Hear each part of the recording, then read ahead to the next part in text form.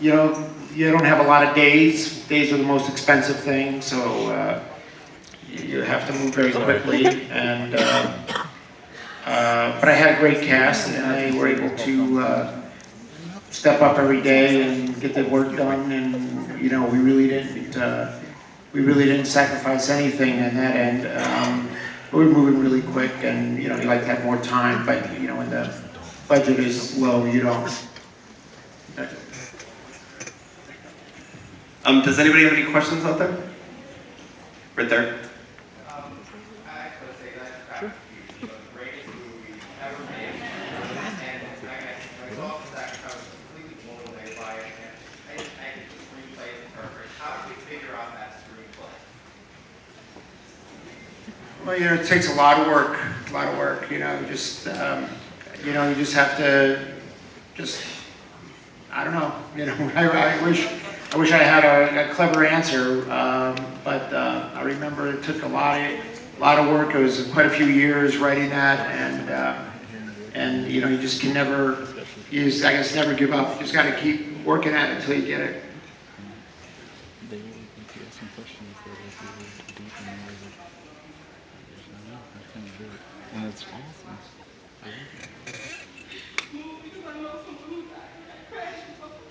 Oh, sorry. Ask you if it happened. Because she knew someone who died in a crash. No.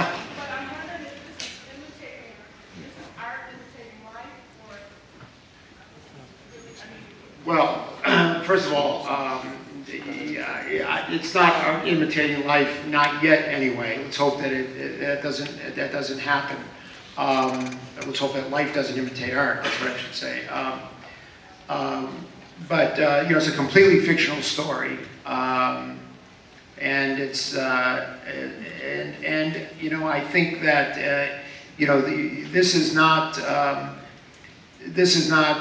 a story about all airlines. This is not a story about all pilots. This is just one pilot. He could have been anything. He could have been a surgeon. He could have been someone who runs a nuclear power plant. You know, any person who we don't want to think about, anyone who's responsible for other people's lives, we kind of don't want to think that maybe they're having a bad day. But I think, you know, you have to look at the statistics, and, you know, flying in an airplane is one of the safest ways you can travel. I want to preface this question by saying that it's an honor to be speaking with you, sir, and I think I've seen Back to the Future and Forrest Gump more than any other film in my entire life. Thank you. That said, don't fly yet. That said, 2 years ago, I was assigned to review a film that you produced called Mars Needs Moms. And I'm sure I don't have to tell you the reaction to that we had at the box office. And among many groups, many critics found it not only bad, but partially a little offensive. I guess what I'm asking is, I'd like to, because of my respect for you, and I'm trying to resonate it, what happened there? Did you, how much control did you have after the final product of You could stand up. Oh yeah, well, thank you for liking Back to the Future. I appreciate that. Well, I respectfully disagree with you completely. I think the movie got vilified for no good reason. It was a movie that was sort of kicked down the stairs and not given a fair release. It was marketed incompetently, and was caught in a big executive shuffle that happened over at the studio. And having said that, I actually think the movie's quite good, and I will go one step further and say I think it's the best 3D movie made since Avatar. The 3D in that movie is breathtaking. It's the way 3D should be presented. There's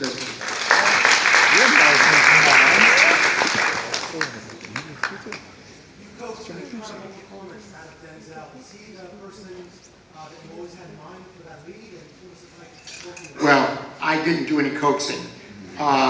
You don't coax Denzel. He was. The answer is yes. He's the only, he's the only person I thought. I knew he was interested in the project when I read it, and when I read it, I saw him in the part, and I just prayed that it was true. So I called him up the day after I read the screenplay, and I said, are you really interested in this project? He said, yeah. Are you interested? And I said, yeah. And he said, well, let's do it. No, he's an astounding actor, and he shows up every day with the goods, and he's focused and intense, and performance has no vanity, and he really digs down deep. So I can't say enough about him.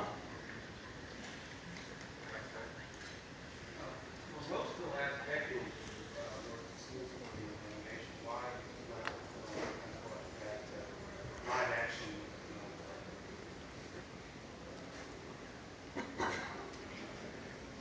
I'm sorry, I actually couldn't hear that. Sorry. For the last decade, you've worked exclusively in animation. What about Flight made you want to come back? Oh, yeah, I know the question. There was never an agenda to not do live action. I just happened to, have a series of ideas and screenplays that came along that lent themselves to be done in the digital cinema. Working to perfect, the digital 3D, and but I didn't have any, agenda to not do live action. And of course, then when this script came along, it was too good to not do for obvious reasons. And obviously, it shouldn't be a digital movie; it should be a live action movie.